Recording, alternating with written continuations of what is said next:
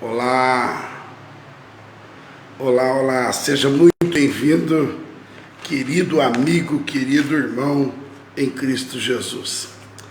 Nós queremos fazer uma oração e aí iniciar essa manhã com Deus.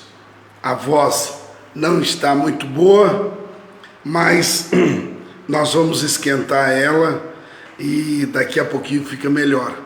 Vamos fazer uma oração abençoando esse dia, essa semana, para que ela seja cheia, repleta de bênçãos e de vitórias. Glórias a Deus.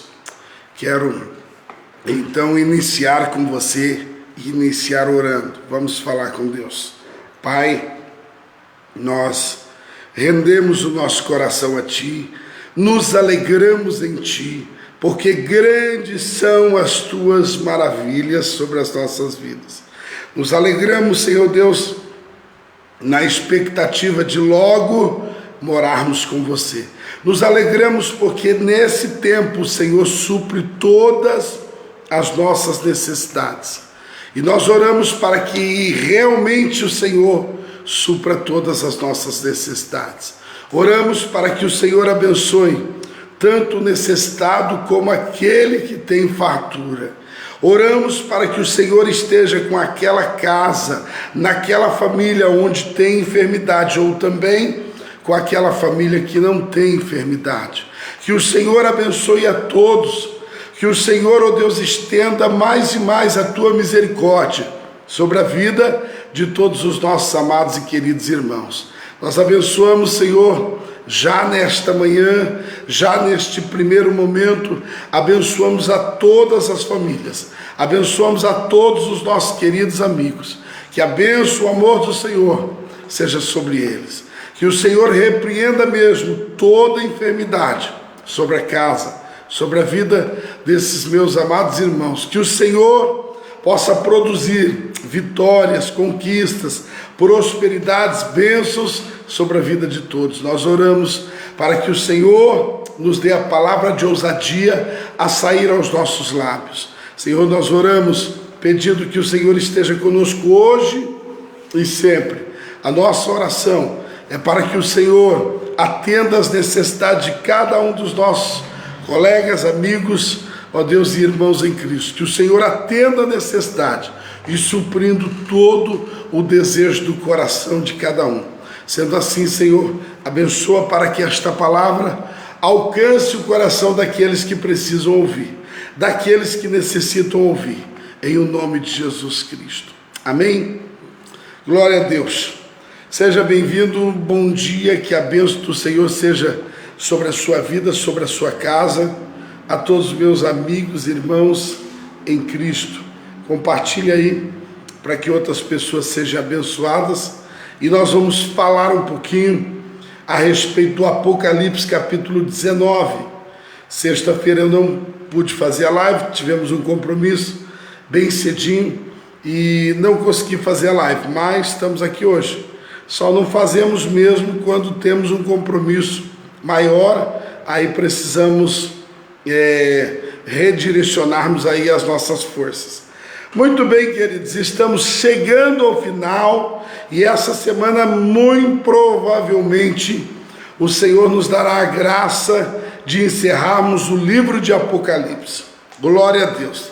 Se você está estudando o livro de Apocalipse comigo, nós vamos terminar juntos e nós vamos realmente ter uma visão melhor, mais ampla e uma visão que certamente nos vai levar a um pensamento de triunfo, porque o Apocalipse, ele é um livro que ele vai mostrar que a igreja, no final, ela será exaltada. Muito bem, queridos. Primeira parte do Apocalipse, a primeira parte do 1 ao 11, nós vamos ver que todo mundo, sabe, o poder desse mundo se vira contra a igreja. E há uma perseguição. Tudo que a igreja faz, de alguma forma, sabe, o mundo vai contrariar as leis do mundo, o propósito do mundo, as forças do mundo sempre tendem a contrariar a igreja. Do capítulo 12 a seguir, nós vamos ver que a luta, ela é, travada a um nível mais ainda forte. Por isso que o pregador que fala, vai melhorar, tudo vai passar, é mentira, irmãos. É mentira, porque o Apocalipse vai nos mostrar que ao final, as lutas elas aumentarão, porque a prova, porque a perseguição da igreja não será só do mundo, só das pessoas, só dos governos desse mundo.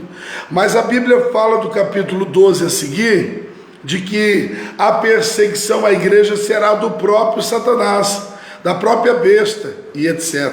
Muito bem, é importante você também entender que todos esses inimigos de Deus e inimigos da igreja serão destruídos. Do capítulo 14 a seguir, você vai ver que vai começar a destruição de cada um deles, do falso profeta, do anticristo, da besta, vão ser destruída a meretriz, a igreja falsa vai ser destruída, a Babilônia vai cair, e Satanás, junto com todos esses, serão destruídos e jogados no lago de fogo e enxofre, de onde vai sair uma fumaça, e para sempre essa fumaça vai levantar. Por quê? Porque a fumaça da ira de Deus, os cálices de Deus foram transbordados com a ira e se voltaram contra os inimigos de Deus, os inimigos da igreja.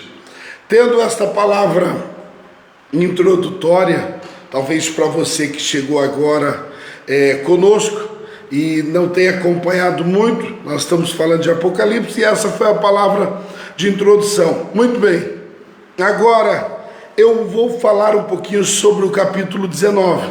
No capítulo 18 nós fechamos falando da Babilônia que caiu.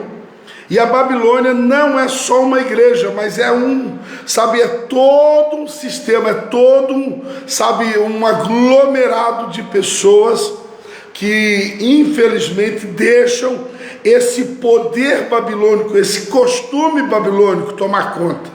Então muitas pessoas podem ser enquadradas como mentalidade babilônica, Então precisamos neste mundo entender que estamos nesse mundo, mas não somos desse mundo. Estamos nesse mundo, vivemos nesse mundo. Já diz o escritor que os nossos dias são 60, 70 anos, mas o que passa disso é enfado e canseira. É a Bíblia que diz.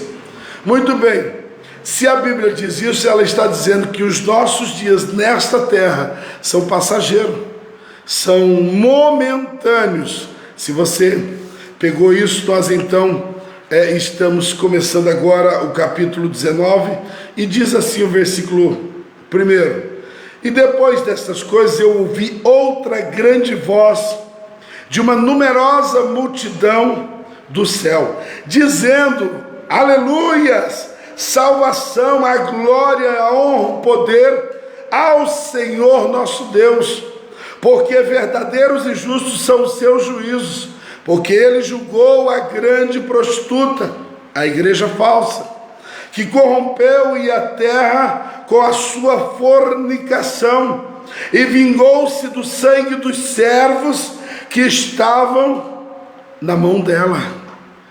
E novamente eles disseram: Aleluia! A sua fumaça subiu para sempre. E os 24 anciões e os 4 animais se prostraram-se e adoraram a Deus assentados sobre o trono, dizendo: Amém, aleluias. Muito bem, nós vamos ver aqui que o capítulo 19, ele começa com força, ele começa com bastante força, para trazer aqui, o entendimento de que nós, a igreja verdadeira, seremos honradas, seremos exaltados, no momento certo, na hora certa, mas o Senhor vai exaltar a noiva, a igreja, e é isso que vai dizer propriamente o capítulo de número 19, e o que eu quero dizer aqui, a início, o versículo 2 vai dizer: porque verdadeiros os justos são os seus juízos, porque ele julgou a grande prostituta. Verdadeiro e justo são os seus juízos. Quer dizer, o Senhor julgou a meretriz. O que é a meretriz? O Senhor julgou a igreja falsa. E aí o texto vai terminar assim, que ele vingou o sangue dos inocentes. O sangue derramado de todo inocente vai ser vingado, mas no dia e na hora certa. É importante você entender que não deve ser isso que tome o lugar do nosso coração. A gente não pode servir ao Senhor com o desejo de ver a vingança sobre os ímpios, porque isso vai ser muito doído para eles. Então assim, é certo que a vingança virá, mas no nosso coração hoje deve estar, sabe, a intenção, o propósito de que estes se salvem, de que estes sejam alcançados pela misericórdia do Senhor nesse plano. Mas o Senhor termina o versículo 2 dizendo de que o Senhor vingará o sangue inocente de todos. Agora o versículo 3, olha isso. O versículo 3 desmistifica, sabe, o pensamento de muita gente que pensa assim: sabe, não vai ser para sempre o sofrimento. Esses que vão, sabe, ser enquadrados no juízo do Senhor, eles vão passar um período momentâneo de, sabe, de juízo, de, sabe, penalidade. Não, o período ele será para sempre, para sempre. Olha o que diz o versículo de número 3. Novamente eles disseram aleluia, e a sua fumaça subiu para sempre e para sempre. A fumaça que sobe aqui é a fumaça do juízo. É a fumaça do juízo queimando sobre todo o ímpio, queimando sobre, sabe, Satanás e todos aqueles, como o anticristo, a besta e a meretriz, a falsa igreja, vão ser lançadas no lago de fogo e enxofre. Queridos, é necessário você colocar isso no seu coração. Existe uma igreja imitadora. Existe uma igreja que imita a verdadeira. Existe uma igreja que tenta se vestir igual à verdadeira, mas se esquece que Deus não olha vestimentas externas, Ele olha a intenção do coração. Existe uma igreja que tenta fazer tudo igual, tenta até dizimar, ofertar, cultuar, tudo igual à igreja verdadeira. Mas a igreja verdadeira, ela não será tomada pelo poder aquisitivo, não será tomada pelos grandes templos, não será levada para o dia das bodas do Cordeiro, sabe, pela cor da igreja, pelas paredes, pelo ouro que tem a igreja, não, ou pela membresia, ou pela quantidade de membros, não. A igreja verdadeira, ela será destacada pela intenção do seu coração, pela pureza do seu coração, pela santificação, pela forma em que esta igreja levava o nome de Jesus. Por isso ontem eu preguei muito e falei: queridos, precisamos ser a verdadeira igreja, precisamos nos portar como igreja de verdade. Não dá para ser igreja falsa hoje. A meretriz vai cair, a igreja falsa vai cair, a igreja que se contaminou com a mentalidade babilônica vai cair. O juízo de Deus virá sobre ela. Não dá para ser crente de mentira, não dá para servir a Deus de mentira, não dá para vir à igreja de mentira, não dá para perdoar de mentira. Você tem que ser de verdade. Jesus diz, João 14,6, eu sou o caminho, só Ele é o caminho. Não vem com essa história de que todos os caminhos levam a Deus, mentira. Pastor, todos os caminhos levam a Deus, não são todos os caminhos que me levam a São Paulo, não são todos os caminhos que me levam a Curitiba. Existe um caminho específico que te leva a cada lugar, e existe um caminho para você chegar até Deus, Jesus Cristo. Jesus é o caminho, é a verdade. Se Ele diz que Ele é a verdade, existe uma mentira, e Satanás é a mentira, e a meretriz é a mentira, e a igreja falsa é a mentira. Ele é o caminho, a verdade e a vida. Só há vida eterna em Jesus. Queridos, o versículo a seguir, de 4 a 6, é extraordinário. Sabe por quê? No versículo 4 a 6, vai falar a respeito de uma posição na adoração. Porque a adoração, ela significa também prostrar-se. Adoração é prostrar-se. Adoração não é exaltação do meu ego. Por isso que eu bato muito na igreja, na tecla. Cuidado com os louvores. Cuidado com as letras, cuidado com a autoajuda, cuidado com louvores que não falam o nome de Jesus, que não exalta Jesus, que não exalta o Senhor. Cuidado, tira isso, porque isso é autoajuda, isso não exalta Deus. E louvor precisa levar, o louvor tem que levar o adorador ao chão, tem que levar o adorador ao chão, para que ele reconheça a soberania de Deus. Tem muito louvor que coloca a igreja no patamar de que como ela fosse maior ou igual a Deus. A igreja precisa ser submissa ao Deus. Olha o versículo 4 para você ver. E os 24 anciões e os 4 animais que estavam no céu se prostram-se e adoram a Deus assentado sobre o trono, dizendo amém, aleluia. E uma voz sai do trono dizendo: louvai o nosso Deus todos vós, servos seus, e vós que o temeis, tanto pequenos como os grandes. E ouvi como se fosse a voz de uma grande multidão, e como a voz de muitas águas, e como a voz de poderosos trovões, dizendo aleluia, porque o Senhor Deus onipotente, aleluia, porque o Senhor é o Deus onipotente, está sobre o trono. Glórias a Deus. Então a melhor forma de adoração é prostrar-se. Um dia, pega no tapete da tua casa, lá na sala de oração tua, lá no quarto de guerra que você tem, coloca o tapete, coloca lá um som, fecha o quarto, fecha a sala e começa a adorar a Deus prostrado. Vai, se prostra e começa a reconhecer a grandiosidade de Deus. Começa a tecer elogios a Deus, começa a glorificar a Deus, começa a exaltar ao Senhor, dizendo santo, santo, santo, santo, santo, glória seja dada ao nome que é santo. Ele é rei, ele é soberano, ele é maravilhoso, ele é o príncipe da paz, ele é o leão de Judá, ele é o que era, o que é e o que sempre será, Deus. Irmão, se você fizer isso, você vai ver que a glória de Deus vai descer. A glória de Deus vai descer todas as vezes que você se prostrar, todas as vezes que você se prostrar, Ele vai vir, porque Deus mora na submissão do coração de um homem.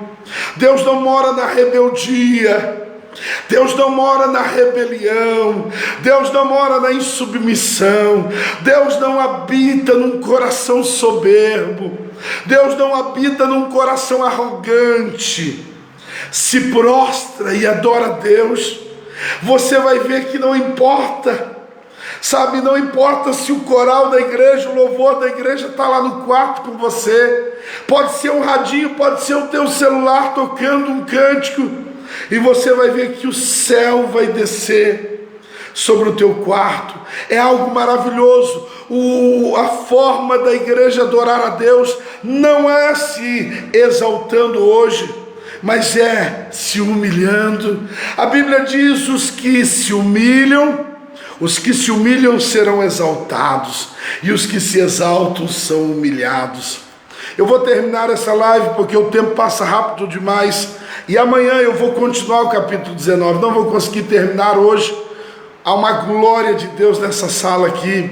Deixa eu dizer para você, há uma coisa que nesse texto que eu li para você, eu estou só até o versículo 16 ainda, não consegui andar hoje, não é verdade? Eu estou só até o versículo 16 com você hoje, mas há algo que me chama muita atenção nos versículos que estão aqui e também no Novo Testamento. A palavra trono vai aparecer 67 vezes no Novo Testamento. 67 vezes você vai ouvir falar sobre tronos.